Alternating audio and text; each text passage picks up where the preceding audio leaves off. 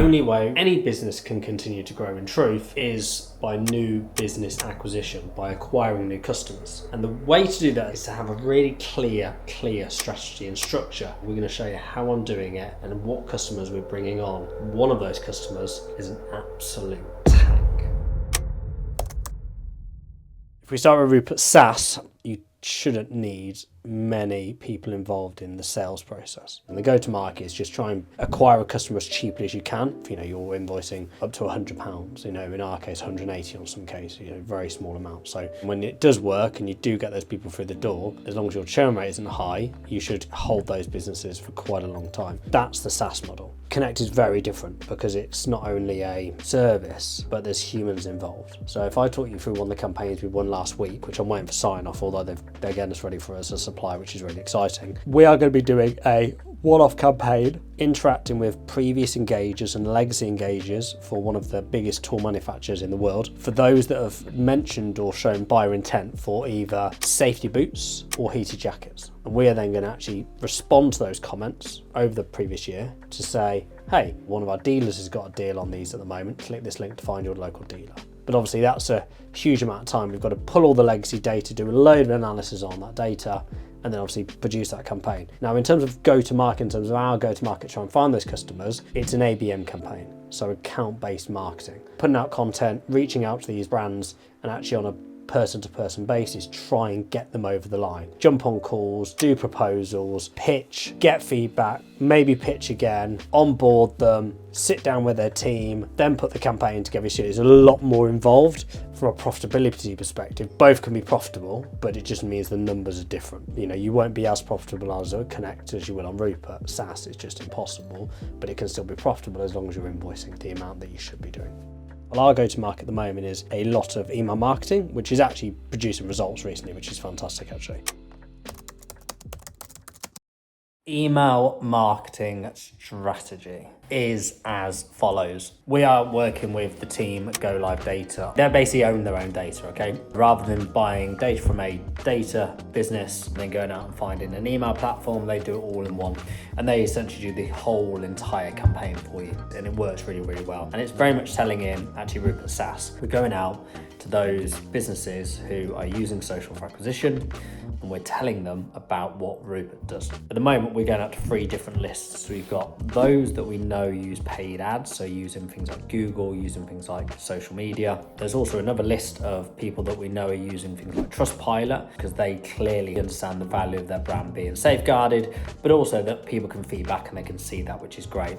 And the third sort of list are those within our ICP, so industries that we know are heavily users of social media for acquisition. So really, really simple. Now, depending on which list they are, they then get an email every single month from us, but it's dependent on what segment of the list they get into. So if it's around the review sites and those using Trustpilot, they will get an email which is around safeguarding and brand value. If it's those running paid ads, we're very much going around the aspect of, are you getting the results you need? Did you know that there's unearthed revenue sat in your socials which you've not yet been able to convert, which you're missing out on? And also looking around the safeguarding aspects, there's some statistics, one that we speak a lot about, which is 88% of people who see an unanswered complaint on social will not go ahead and purchase. And for the ICP, we're using a blended approach to the two. And we're going out every month to 1 email to all of them. And if they engage in some way, we then send them a follow-up to that one particular email. And then if they don't convert, then we wait another month and we email them again. So it's a very, very simplistic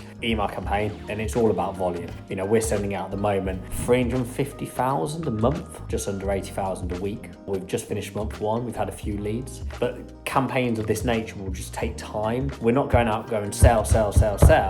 This is a longer term play around, this is what we do, remember us. This is what we do, remember us. This is what we do, remember us. So that in 6 months, 8 months, 12 months time, we start seeing the fruits of our labor. And it's all around laying that foundation and making sure that, when people are in market for this, which again, at the moment, they're not, because they don't even know there's need for it, Rupert is the first person they think of.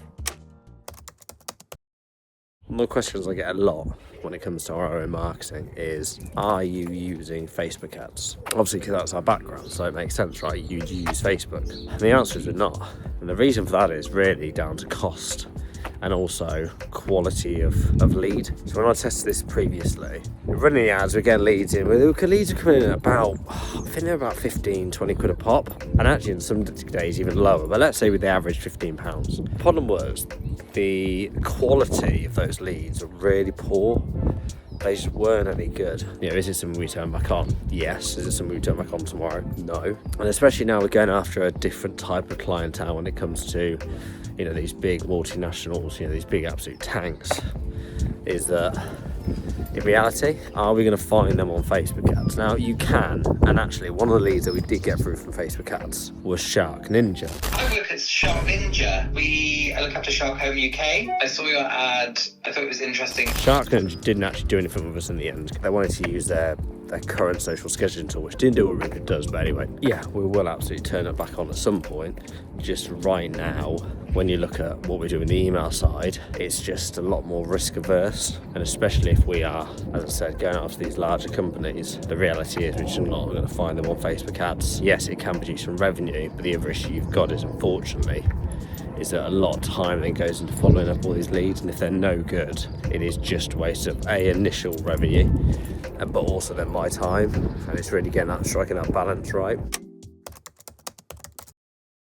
Once we've found a prospective client and they want to know more about Rupert, they can go and do the free trial themselves. That's only typically for a lot smaller businesses. And the second way is to run a demo. The reason why I run a demo is very simple, is because I can show them actual live accounts where Rupert's really helping clients profit from the sales opportunities they've missed, but also the volume of comments that are being quarantined because they're negatively affecting the brand. It's really interesting actually, because sometimes with these sort of software demos, they can be for hours. Pretty much you could run this in 4 minutes. It's so simple. Although there's quite a bit to go through, because the way we've built it is so simplistic, it only takes a few minutes really. And the aim of the call really is just to get them excited, coming off the call going, whoa, this is cool, I need this. And you know what? I don't think we've ever had any calls or demo calls where they've gone, this isn't for me. Is this how this works across all of the platforms? Yeah. So we're talking YouTube, Instagram. Okay, so you don't need to actually be in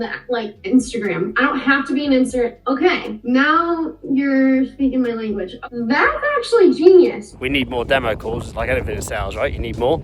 But it's interesting that that's the feedback we get. The aim of that demo is to get them excited, but also to try it, or to get them sold on the phone. I'll give you an example. I've had 2 demo calls already this week. It's Tuesday now, and both of them have come back and said they want to proceed. One of them is a very seasonal business, so it's those that sell planters. So they'll be using it for around 6 months.